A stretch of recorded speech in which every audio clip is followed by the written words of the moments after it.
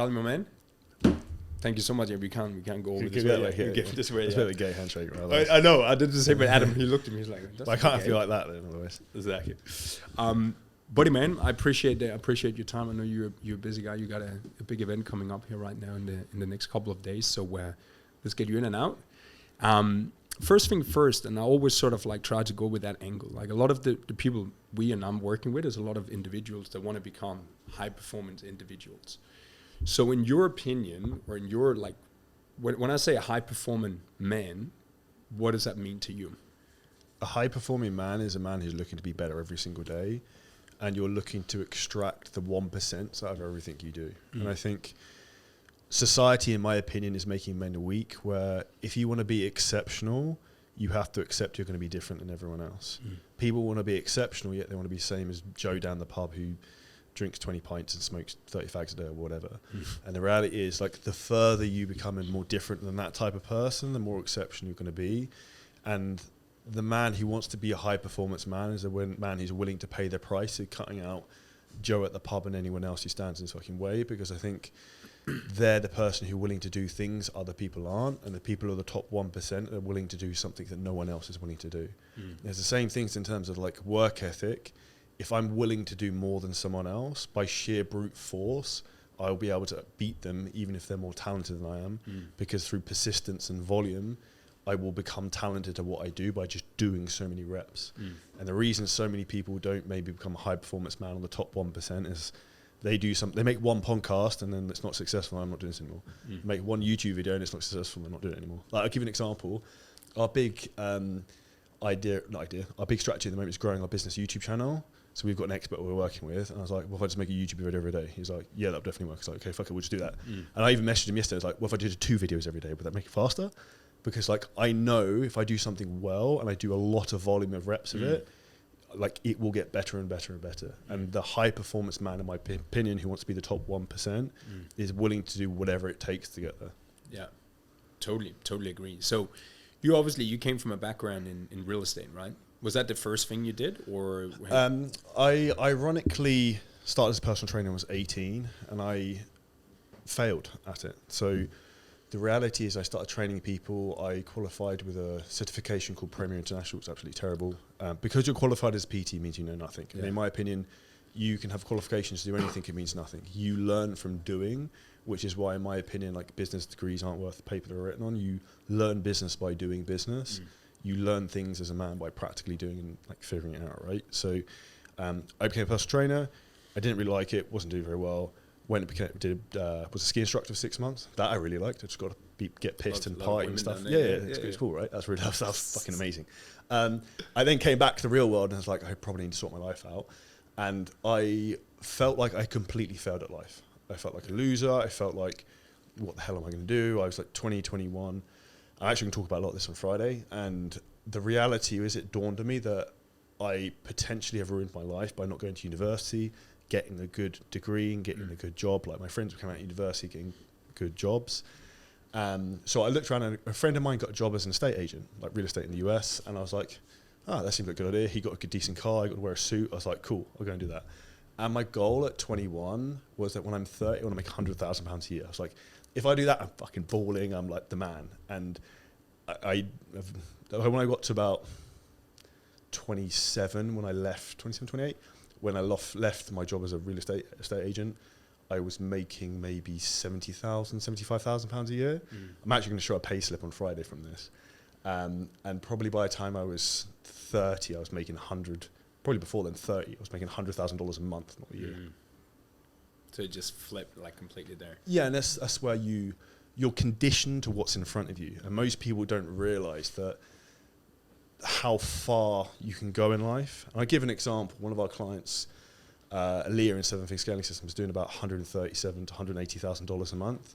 And I told a guy at the gym this morning, he's like, holy shit, that's fucking insane. And for me, it's just like completely normal because my perception is warped in terms of what's realistic, possible, right? Yeah. And that's not realistic, but my standards are higher because that's what I'm exposed to conditionally. And that's where, if you want to be a top 1% man, you want to be successful, the 2 biggest things that are going to define you is, 1, who you choose as a partner, and 2 is the environment you put yourself in. So one of the reasons I moved to Dubai is because I'm surrounding myself with greatness. So all I see is greatness. So all I believe is like, boom, we can go up. I don't watch the news. I don't see any negative bullshit. I don't see what's going on in Israel. Like, bad stuff happens in the world every fucking day, but I can't do anything about it. As long as I focus on what's in front of me, I can be successful. And that's one of the things that's really like pushed me forwards in life. And I think the more people can take control of their situation and ownership and understand, like, when I was 21, I thought I'd failed at life. And I had almost depression about it at that point, because like, what the fuck am I going to do? My parents are going to be ashamed of me, all this other stuff. I was going to be stuck in the matrix. But I learned and worked really hard, like I said to you earlier, in terms of like hitting things with a volume hammer and just fucking brute force. I'll figure it out. Most people just need to be persistent at the right vehicle, and then they can get out. And it's looking at what's the downside versus what's the upside. When I left my career making $100,000 a year as an estate agent, the downside was, okay, I'm going from a really stable, easy job where like people literally said to me, "Is like, what the fuck is wrong with this guy? He's going posting photos on the internet. He's leaving his job to train people on the internet." Like, at the time, it was like 2019. It was a very weird thing to do, to then go and do that. But I looked at it as, well, the upside is potentially I create complete financial freedom. I can do what I want, when I want, with who I want. The downside, if it doesn't work out, to get another job as an estate agent. Yeah.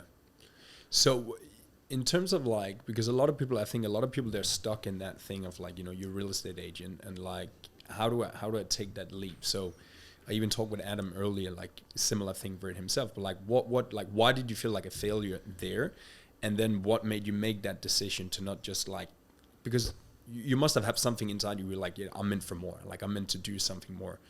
What was that shift? I think for me, respectfully, I was from an affluent background. I didn't probably understand it back then. Not affluent, like middle upper class. I went to private school.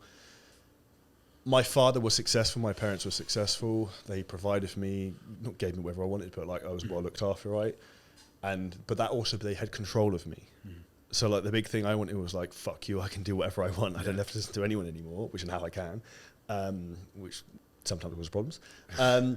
Good problems and bad problems. And what's important from that is that was the big driving force for me, was freedom, because that's what I value, is to like live life on my own terms. Like, it's my choice to be here with you now recording this. It's my choice to do everything I want to do. It's my choice to have this massive event on Friday with 120 people, whatever. Like, that's the reality of what I wanted, was control of my own path. I didn't want someone else to control my time and destiny.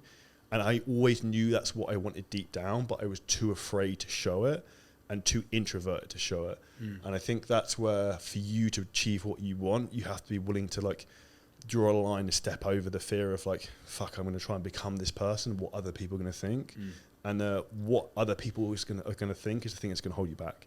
And the big thing that was holding me back the most was what my parents were going to think of me when I started to create this online business. I was starting to do all this weird stuff.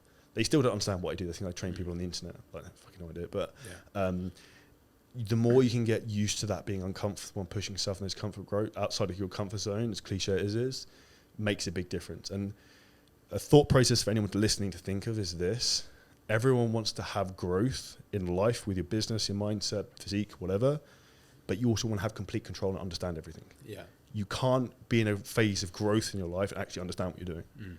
Like all the time I'm pushing it to do new things, I have no fucking idea what I'm doing. I just figured it out.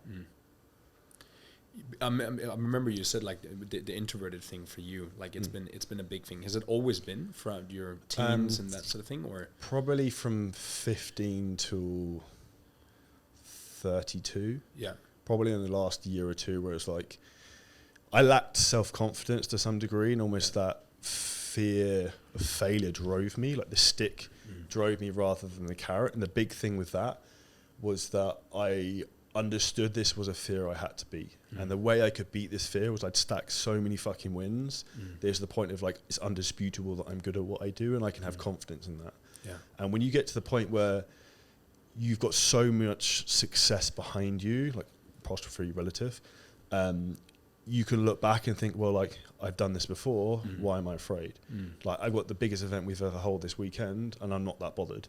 Whereas before, I was like fucking super fucking like stressed and nervous about it. Yeah. But that's because it's like I've done it before. It was really successful, so I know I can do it again. And when you start to get that confidence in yourself, it's a huge thing. And the reason most people lack confidence is because they break the trust of themselves, of the things they say they're going to do, they don't fucking do. Yeah.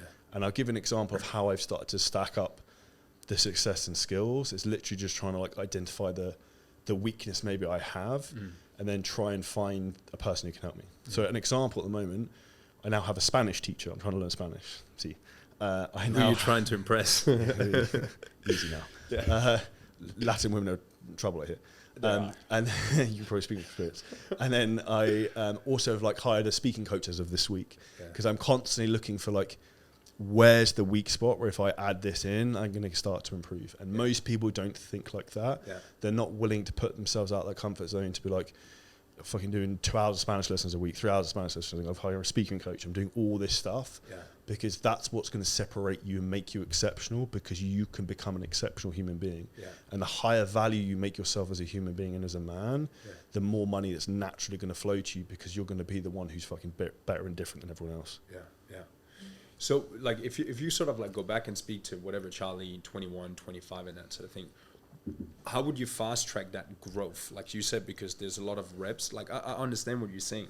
And I think a lot of the personal development that I've personally done as well, it's like I can use it for something. You read a book and you can apply it to business, or you can do that. I just think a lot of people, they don't have anything they can apply it to. I'm insecure, like fucking hell, I'm stuck in my job and that sort of thing.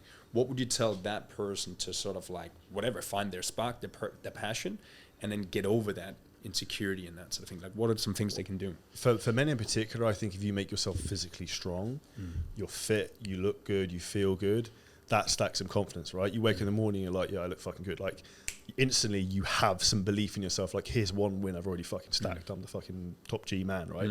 And then from there, I would look at what do you actually like doing. So I recorded a YouTube video on this recently, but say for someone to make 10K a month online is actually relatively easy.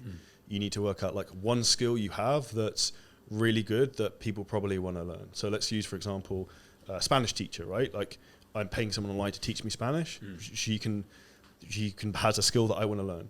Second thing is you need traffic. So they can be from podcast, YouTube, organic social media, or paid ads. If you haven't got money in the beginning, probably organic social media, you can get traffic.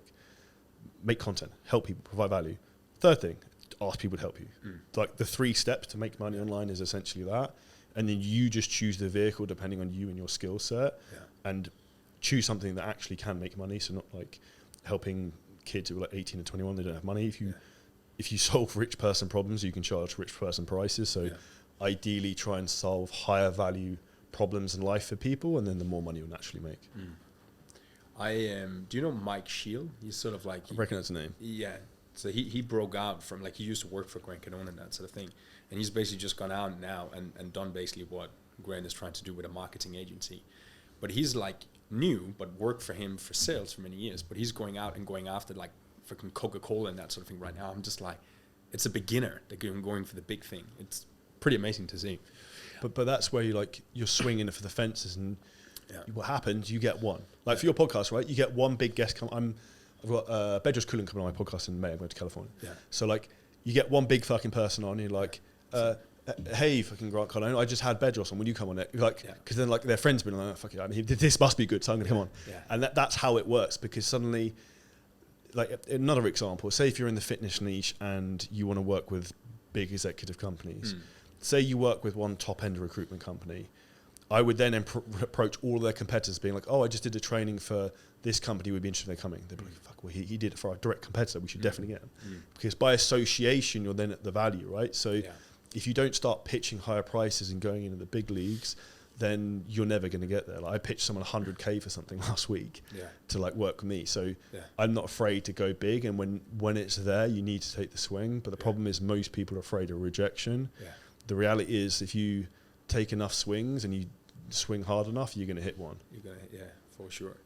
So, obviously you coming from the fitness space and that sort of thing right now. I heard you talk a little bit about it before. What do you see as the main things that you're using today in business and entrepreneurship that you learned from fitness and freaking like getting jacked and training your body?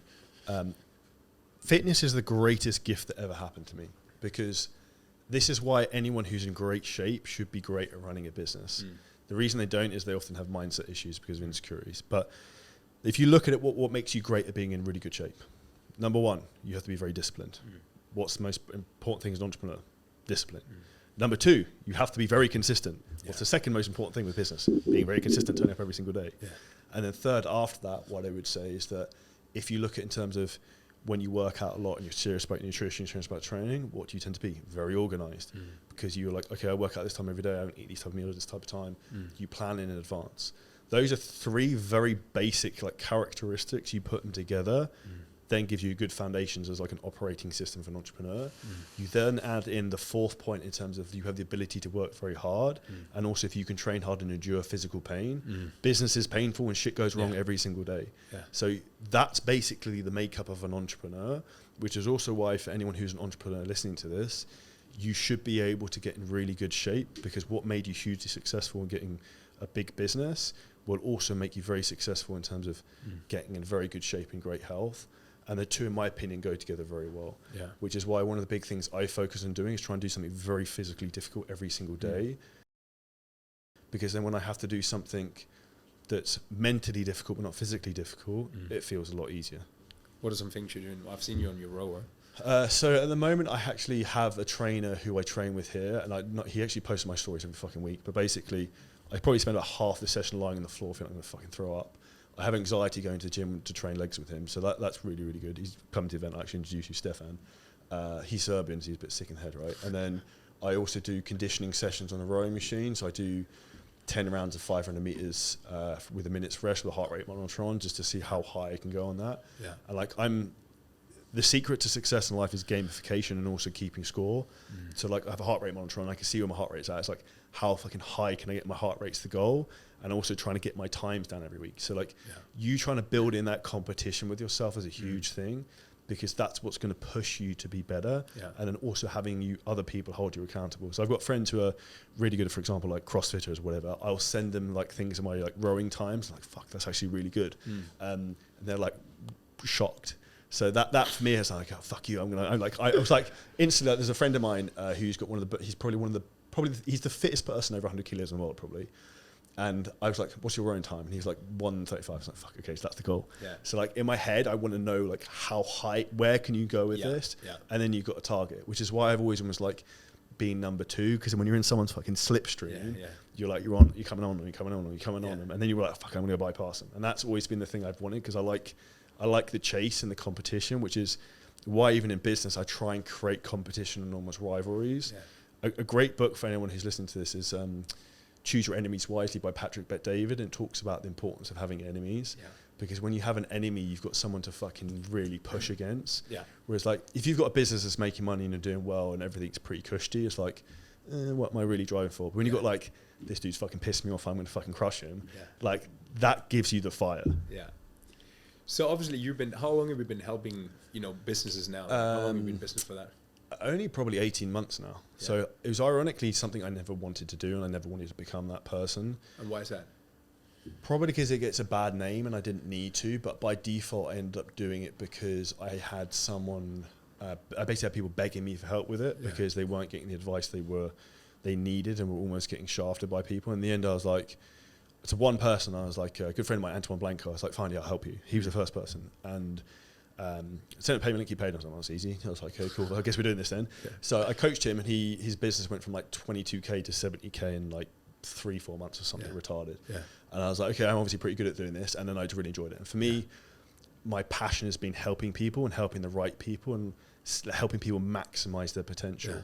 And I think so many people don't realize what's possible, and they also make life a lot harder for themselves. Like I've personally been through all of the challenges anyone looking to set up an online business has been through. So I understand like the mental roadblocks you're going to get, the challenges that are going to come, how you lose your mind maybe when you start making a load of money, or when you have a shit month, how you feel. Like I understand, because that was me, and I've battled anxieties and challenges and had all those type of problems. And the framework I always try and think about and get everyone to think about here is that you want to be in a state of like in the present of constant paranoia, but you want fucking unbelievable, like unbreakable confidence in the future that this is never what's going to happen. And when you have that confidence long term, but the paranoia right here and now, it makes sure you don't get complacent, but you also believe that without a fucking shadow of doubt, I'm going to achieve the long term vision. And the one thing I've really done is really just like speak the truth and then tell the facts. So like I speak about what I've personally done myself and how our businesses run, and then just fucking tell people that and give them the truth. Yeah, but then there's nothing to come afterwards, So what is what are some things you see with all the people you work with? Because you work with people that start out, people that are already doing, you know, in the middle range sort of thing. What are the typical mindset shifts, limiting beliefs, or like roadblocks that's keeping people stuck at 30K, 60K, like 100K? Like what are the main things you see across the line with those guys? It's interesting you say that in terms of price brackets, but income revenues, because even if you start at base level, right? If you look 0 to 10K, the biggest thing that holds people back is, and for everyone, all prices to degrees, the person looking them back in the mirror. Mm-hmm. And you find people 0 to 10K is they just focus on doing stupid shit, building systems, overly complicated stuff. Like people tell people they need to go and build systems, and you need to build a business. You don't. You need a fucking Stripe. You need a Zoom call, Calendly, and probably a social media account. That's it. Like you figure the rest out later. You don't need to complicate it. Get people on a call, sell them something. Cool, we're good. When you get to say 30K a month, 60K a month, I'd say at 30K a month, the biggest problem most people get is they want to do everything themselves, and they're afraid to put the money back into their business to grow it, which is why they get stuck, because having a team gives you leverage. Like right here, right now, whilst we're doing this podcast, I have 2 different sales teams selling 2 different products. I've got 2 different call setting teams with like booking calls for 2 different products. I've got 2 different fulfillment teams for fulfilling 2 different products. That's giving me leverage. And that's the huge thing that people need to understand, that if you're like a busy guy who's doing all this shit yourself, you're never going to go very far. And that's the number one thing that holds them back. And I actually put a tweet on this on Twitter earlier, but what I see happen is people get to 25, 30K a month and they start to get these lavish lifestyles. There's almost like an anaconda around the neck that fucking squeezes them. And then they have to try and keep the business going just to fund the lifestyle, but they don't put the money into growing the business, which is why they never actually grow. And for you to get to the next level, you're not going to do it on your own. You need a team, you need other people to help you, and you also probably need guidance. At the next level of getting to, say, you're looking at someone at, say, 60K a month, my opinion would be the big thing is knowing your numbers. So at that point, it's a metrics and a data game of like, I can look at someone's numbers and be like, yeah, that's the problem. Because the reality is it's like, just looking at all the basic metrics of, okay, this is the weak point, we need to improve this, or we need to improve more calls booked from here, and actually tracking things. The more you track things, the more things improve. And then I say for someone to go from 60K to like 100 to 150 is literally like entrepreneurial skills in terms of team building. Someone asked me the other day, what's your zone of genius? And it's taken me a while to discover this, but it's probably team building. Because because you can market and sell your way to, you can promote your way to £1 million a year. For you to go from it to get to a 7-figure business, you can be a promoter. My goal was to get to an 8-figure business. I need to be an operator. So I need to have people running as an operation, not just fucking sell. And what do you like? So when you figure that out, like your skill is like to build great teams. What does that look like? Like how you spot them? You're like, hey, we need a person over here right now. It's a feeling of like it's going to be that character, or like, do you have a framework for that? Or the biggest framework I focus on now, which is why I managed to build another multi-7-figure business in 8 months or so, was I know what problem we're going to have before we're going to get there from experience, because I can see what's happening. Without even looking at numbers, I can feel it and gut instinct. Like, okay, we're going to need to hire someone here. We need to hire someone here. So like, you're not getting where most people get, where they have a point of constraint. I can break that before it even comes, because I know what's going to happen because of what happened previously. What's an example of that, for example? For example, of like when you need another phone closer, when you're going to need another call setter, when you're going to need more people in fulfillment. Because what happens to most people is like, a lot of people are stuck in the business of 30 to 50K because they can't, they get maybe the call volume up, but then they can't take more calls. But then they don't have enough calls to give to another closer. So the reality is it's like a catch-22. And that's where most people, the anaconda around the life, fucking crush them again. They can't handle for maybe a month or two if the revenue drops 10, 20% when you're testing and bringing a new closer in. Because when you build teams, they're going to make mistakes, and that's normal because people haven't done this shit before, right? And you have to understand there's going to be a cost to that. And that's where sometimes you have to take maybe a step back to take 5 steps forwards. And otherwise you get stuck in this position you're always in. And I think for people to get the long-term growth they want, they need to understand that this is a people game. So it's you identifying the right talent, bringing them in and nurturing them, and then also creating the right team culture where people really buzz off each other, which is why we have a very low staff turnover and people who leave our business, unless it's our decision. We're like, this person not performing, they're out. And that's where you see other businesses I see which have high turnovers. They're all over the place because the cost of you actually bringing someone in, training them, then doing a shit job, and then you have to find someone else. That's why they're like treading water. Whereas if you bring someone in, they're fucking killer from day one, and they come into an environment of killers, then what's going to happen? Be sucked in, Yeah, like a team is only as good as the weakest member. So if you've got someone who's shit, they're going to pull everyone else down. Yeah, I think personally, like what you told me with the things you and I we've done together is two things. It's like the tracking, like huge, like really become obsessed with that, and then two, like your business is like a baby. Okay, it fucking needs oxygen and water and food every day. And I think a lot of like entrepreneurs in the beginning, Mondays for Friday, we do a little bit Saturday, and then some days we on holiday. Like, you know what I mean? Like it, and I think it's that thing. There's like that's been the biggest awakening for me from what you told me with that. So I think it was probably 5 years until I took any time off of like completely not being involved.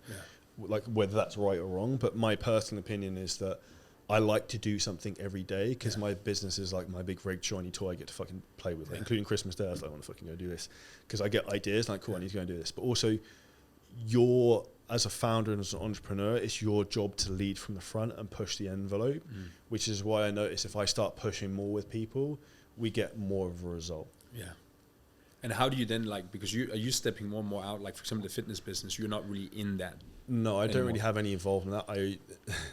I almost try and consult my own business to the point otherwise I end up, my natural instinct is like, I'm a fucking executor, right? Like my gift is like, idea, bang, I do it. Yeah. So like my natural instinct, well, I'll just fucking do it. But then if I do that with everything, then like I'm doing a million things and I can't focus on the high leverage tasks. So I almost try to consult my own business in that respect and then guide other people in terms of like, this is what we should do. Yeah. That's the problem. That's what we need to go and fix. Yeah.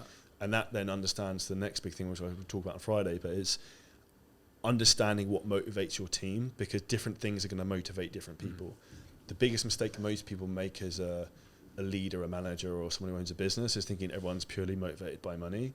Like I said, the event we have here is costing a fortune, and flying everyone here and all this other type of stuff. But a lot of people, the flights here and coming to these type of events who work for me is hugely like influential in terms of them into buying into me personally, into the business and being involved. And then they fucking love it and feel part of something, because a huge thing for human psychology, people want to be part of a tribe, right? If you can get them to feel like they're part of a tribe, they'll fucking run. They're like, you tell them to run through a wall, they'll be like, which way? Yeah, exactly. Did you ever watch Undercover Billionaire? No, I actually really want to watch it, but I can't find a platform to watch it on. So if you let me know. It's on YouTube right now. And he posted it a long time ago where he actually breaks down every episode. It's like 8 hours. So just put it on when you're sick one day or something, you know. But obviously in that show, you know, he's trying to grow a $1 million business in like 90 days with like no money, basically. So that same question to you, like what would you do if you had to start over again right now with the skills and the knowledge you have? You understand how to build teams. It's important to add these people in here. It could be a fitness business, it could be any other business, but you had to start from whatever. Let's say you had 2K or 5K, you had a little bit of money, and you had to get that to a 7-figure business in the next year. What would you do to make that happen in 12 months? The two things I would do, say if you do fitness is probably most relevant, I would start creating, okay, this is what I do from day one.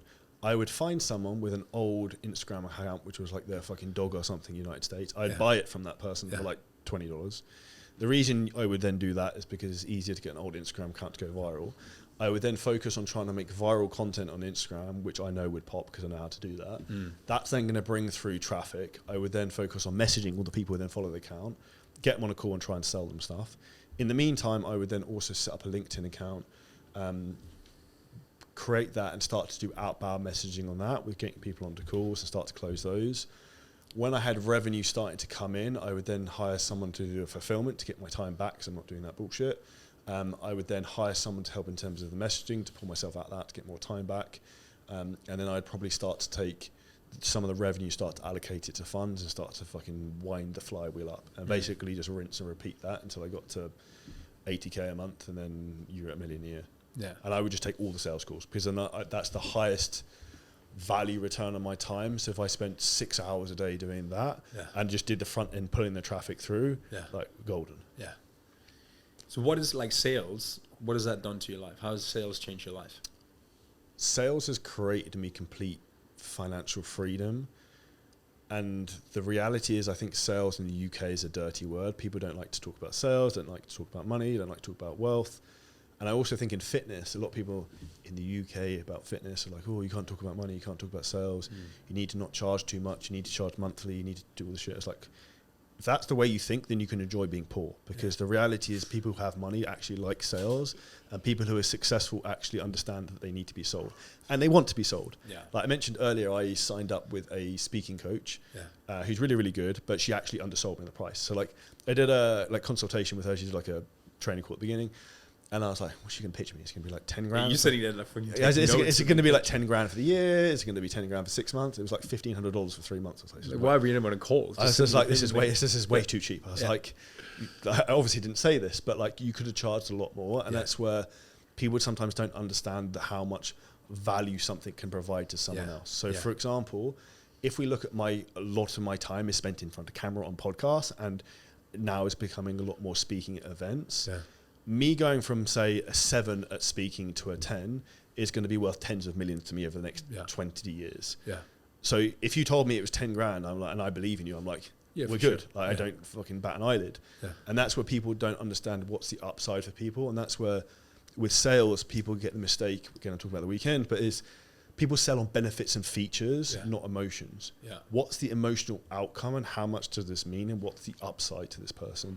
And the way I look at everything in life is transactional in a lot of respects, in terms of like, what's the upside to this, what's the downside to this? And a lot of people won't like to talk transparently about that, but it's the same with everything. It's like relationships. I presume most of this audience is male, right? It's good if someone's saying what I'm saying. Otherwise, if we're going to feminists are going to be after me. So the reality is, if you're a broke dude, you've got no money and you're not good shape, women aren't interested. If you're a guy, you've got shitloads of money and you're also good looking, you're never going to be short of a girlfriend. It's just fact. Because what women want is they want the security of a guy who can provide for them, and also like when they have children, provide for those children. They don't want someone who's going to be a fucking retard who can't actually like provide for them and be the traditional husband and the provider. As much as that isn't conventional in terms of what society says is people want, reality, that is like, as human beings and psychologically, the way we're designed to be, and that's intrinsically almost like molded into people. So sales, for example, like you have sales, you obviously have marketing, you have leadership, and these sort of things. Like, what would you say is the main skills that a beginning entrepreneur need to like really focus on dialing in to like have a head start to anything and just accelerate? Prioritization, I think, is number one. So like the biggest mistake I see with beginner entrepreneurs in particular is and I feel like battering around the head with their phone, is they are prioritizing the wrong thing. They're worrying about, say you're a fitness coach, right? You're worrying about making the app and putting the video, like fuck all that stuff. The number one reason that a business fails is cash and cash flow. So you need to focus on getting money onto the business. So you need to book calls, close calls. You need to get leads coming through. You need to get them onto a call, and you need to sell them. Anything outside of that at the beginning of the business is a waste of time. You need proof of concept. You need to actually get sales and get clients. And the second thing you need is success stories. Because when you have that, you've basically got the toolbox to build a business. Got this thing clearly works, people are buying it. Guess what? The fulfillment also works, because here's a sick result. The more sick results you have, the more clients you're going to get. Like, we got a client signed up for our fitness business yesterday who paid a lot of money. He's a big film producer in the United States. Got referred from another client in America because we're really good at what we do, so we just get more clients. Same as our B2B mastermind business, 40% of our clients are referral based because we're really good at what we do. So when you get to that point, you don't even have to be fucking great at marketing, because your product sells itself. Because people have a problem they need solved, right? Whether it's to lose weight or to make more money in their business. And if they think you're the best person to do it because you've helped Joe down the street, they're going to be in. Yeah, absolutely. I remember I heard Alex, he was talking about that not a long time ago. He said like the more experience he got, he figured out it was just all product. It was all just build the best product, you know. And then I think what I would say with that, though, with a caveat based on what he said, is I agree to some degree. Doesn't make sense. Agree to a lot of aspects, but good is good enough at the beginning in terms of product, because if you spend too long making the fucking perfect program, the perfect membership site, perfect members portal, you spend 3 months making that, and then no one signs up, which I see happen. I see a lot. People try to make like online courses, and people tell me they're going to do this. I'm like, okay, a friend of mine, for example, he told me he spent $70,000 building his online program of this course, It's 497. I'm like, this is definitely not going to work. Yeah. Oh, I didn't say it to him because he didn't ask my opinion, but and he's already spent the money. It's like, it won't work from sheer maths because the amount of people you have to get in just to break even, and you don't have enough traffic to do that. It doesn't make sense. And that's where you need to actually start with the end in mind of like, why am I building this and why? What do the pricing metrics look like? And when you start with a base model like that, cool, this is definitely worth pursuing. And actually, to give it a good example, the reason with 7-figure scaling systems we started with the top end of the market first, it's easier to make more money by charging more prices and helping people with higher, bigger businesses, right? Cool. So we go and do that. That's really my skill set anyway. We make more money with that. We create loads of success. People are, holy fucking shit, these people are making this money. And now we're building out the lower part of our program from people beginners to go from 0 to 5K a month. Right. Because we've already got the success from the other one, which is actually more difficult to do. Yeah. And the other one, which will be more of a volume-based product, will then have a big revenue as well, just because of the numbers we can get in. But most people go for the other way around. They try and sell cheaper prices first rather than going for the bigger ticket prices. And if you want a successful business and make more money, the fastest way to do that is just charge higher prices to the right people. Yeah.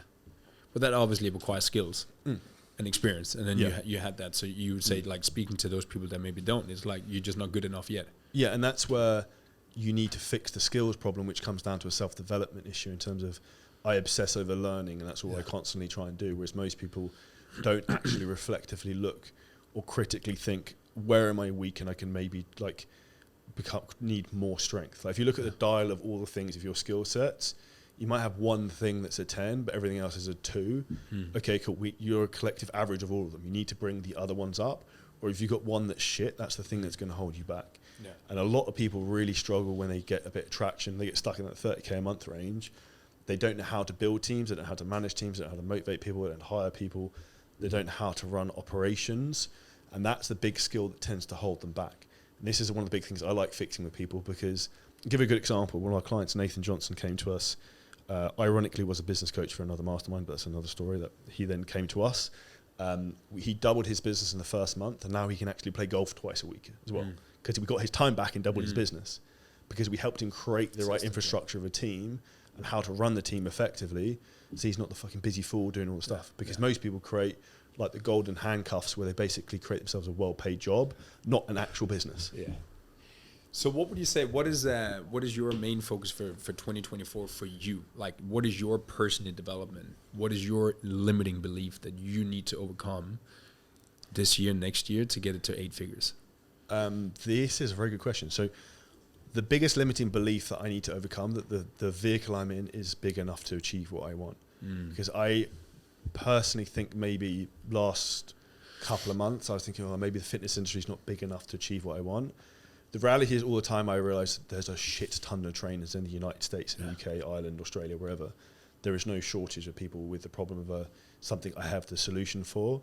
So that's my own limiting belief that I need to break and stop thinking that all these trainers are already who know me, because constantly I find new people who are from the same era I am, but I didn't even know who they were. Yeah. So that's where the reality of like the market is what's called TAM, total addressable market, is much bigger than I realise. And I just need to try and focus on being all over that market and being omnipresent and being the dominant force. Yeah. And that will complete the mission of what I'm looking to try and do. And then when I've conquered that mountain, I'll go and find another one. What is your mission? What's the to create the biggest and best fitness mastermind in the world. And how does that fuel your vision? Like what are you trying to get from that? What I'm trying to get from that, from creating the biggest and best fitness mastermind in the world, is to help other young men to create financial freedom and independence, so they can do what they want, when they want, with who they want. And that will also create me further financial freedom and essentially fuck you money to then do what I want and then decide what the next venture I want to do is. And I know I take huge fulfillment from two things. One, as I really see myself as a teacher and I really fucking care about seeing people successful. Like if I had the guidance of myself when I was 24, I would be leaps ahead of where I am right now. And that's where I think about trying to make things for my younger self and how can I help that person. And the second thing with that is that the compound effect of everything I do right now is going to leave a legacy in terms of changing other people's lives. I'll give an example of a young guy called Troy Sutton, who's actually been on my podcast as well. He came to me, was making about $5-6 grand a month. He 8 months later is making $40,000 a month. He's 20 years old. When I was 21, I was making 12 grand a year. Yeah. So like for context in terms of how that can change someone's life as a knock-on effect for him and also like his future family, that's wild. And that's something I take huge fulfillment from because I have the ability to help people do that and see what they can't see and what's possible. And most people don't realize what they can do until they actually do it. So you're gonna eventually sell the fitness business, or what's your plan for the next year? The fitness business, we're basically going to keep on autopilot. So I have basically a team running that. We're running a lot of it through paid traffic, and that's working well. But one of the reasons I would never get rid of that is that's basically my testing ground for people in the mastermind. Yeah. So like I have skin in the game, in the trenches. I know exactly what works and what doesn't work with my own money, which is why it's easy for me to be able to be like, you want to do this, not that, because I know what's going on in our own business. And our own business is bigger than everyone else's, so it's easy to be like, okay, yeah, you definitely don't want to be doing that right now because that doesn't work anymore and it worked 2 years ago.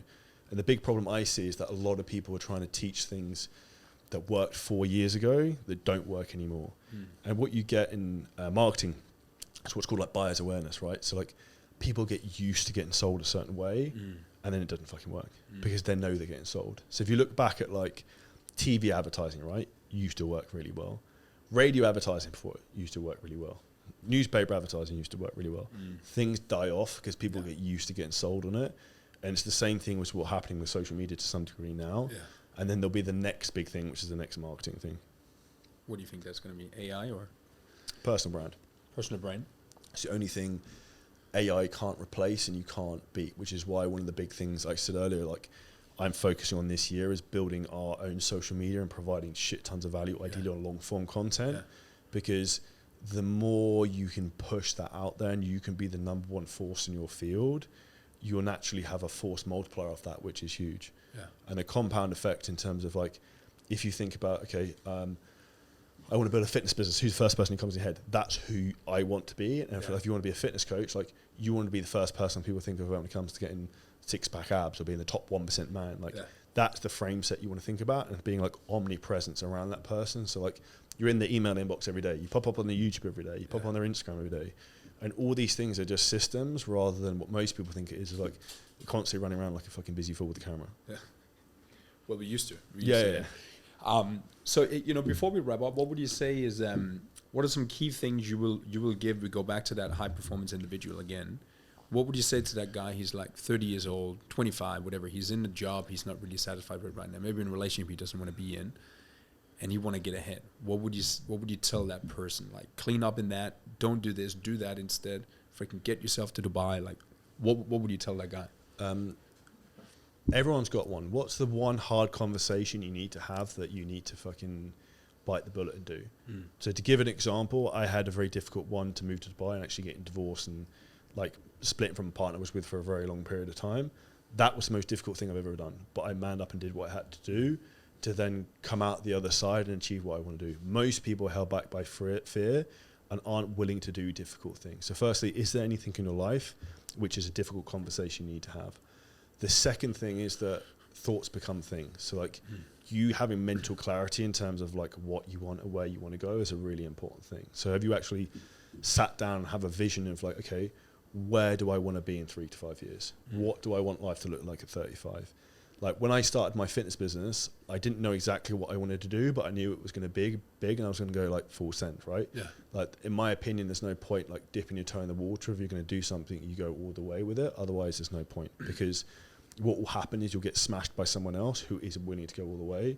And that's why ultimately so many businesses fail because people are like part-timers. Like, oh, I'm going to try doing this. It's like, there's no fucking try. You either do it or you don't do it. Exactly. And the third thing I would say is just looking after yourself. So eating really well, training, actually sleeping properly. Like sleep is very important. Most people like, this is hustle and grind culture of like getting up at 2 a.m. and doing this bullshit like where's Watson does. Like, you don't need to get up at 2:30 a.m. to be successful. It's everyone has the same amount of hours. It's the choices you make with those hours which are important. And you being well rested and well recovered allows you to be in a good frame of mind to make the right decisions to be successful. And your life is an accumulation of the decisions you decide to make. And if you're super fatigued and tired all the time, what are your decisions going to be like? Yeah, not good. Exactly. Yeah, I think that's where fitness comes into play again. Like we know the value of good sleep and food and these sort of things there. Well, that's the base layer that underpins you everything. Stick to that. And that's, if you've got a good base in terms of that, you eat well, then you sleep well, you train well, like you're in good shape, you can have confidence in yourself, you're going to be fit, you can have more energy, you're going to be in a good position as the human operating system to then become the top 1% man you want to be. But if you're looking at yourself and like, yeah, I'm a bit out of shape, I'm really unfit, I get out of breath going up the stairs, like I'm not attractive, I don't like the way I look, you're fucking doomed before you start. So the first thing I start with is actually like get yourself in a position you start to get proud of yourself. And it doesn't mean you have to look like jacked, like fucking walking down the beach or whatever, but it might be like, cool, I've lost 10 kilos in the last 4 months, that's awesome. Like that's a huge stride forward. And I think that's where people need to be relative to where they're at and see progression, because as men, what makes us happy is progression, and what makes us unhappy is when we feel stagnant and stuck, that we're not actually moving forwards. When I feel stuck, I feel like fucking itching my face off because I'm so frustrated. But that frustration puts into my drive to want to work harder to identify the problem and then fix the problem. So you're doing an event here now on Friday, and you do them what, 3-4 times a year? We do 3 a year. So we do one in February, which is one's in Dubai. We're going to do another one in Marbella end of June, and then we're going to do another one in November in Dubai as well. And what are the main things, like for people that want to come and check that out and learn from you? What are the main things you're going over there? The 2 things I want from everyone who comes to an event or who works with us is 1, they make money, and 2, they enjoy themselves. So we teach you in terms of sales, marketing, operations, actual shit that will help you make money, and there won't be any woo-woo bullshit. The reality I see from a lot of events I go to is there's a lot of BS and bollocks, and it's almost like mental masturbation of like people delaying actually doing work, going to like networking events every weekend. Is like the goal is we help you to get the hard skills and we give you the tactics, and then you try these things and you actually make money, and like, holy shit, this isn't that difficult. Because as soon as you start to get some momentum, you start to believe, and when you start to believe, you start to achieve, and you start to get in that flywheel of success, and it becomes easier. But it's hard at the start because deep down in your head you have a self-doubt, which comes back to when I said to you earlier, if you have unbreakable confidence in your future, there is no self-doubt. You keep fucking going because you know it's going to eventually work. So even for people that are not in fitness, could they could benefit from going? We work with everyone. So we've got a guy who's got a big recruitment company who's coming, like software apps, anything. It's the same principles generally apply. So anyone has a business, the core skills are the same. It's just the vehicle's different. Basically, Charlie, man, I appreciate the time. I know you're busy. I know you're busy running around, freaking taking over the world. Where can people find out more about you if they wanna get some help with business, mindset, or anything in that direction? If you check out my main Instagram, it's Charlie Johnson Fitness, and our YouTube channel is Charlie Johnson Scaling Systems. We also have a podcast which is called the Physically Jacked and Financially Stacked podcast. I like the name. So go check out me on any of those profiles. If you just put my name on any platform, it will come up. It will come up. Charlie with the blonde white hair.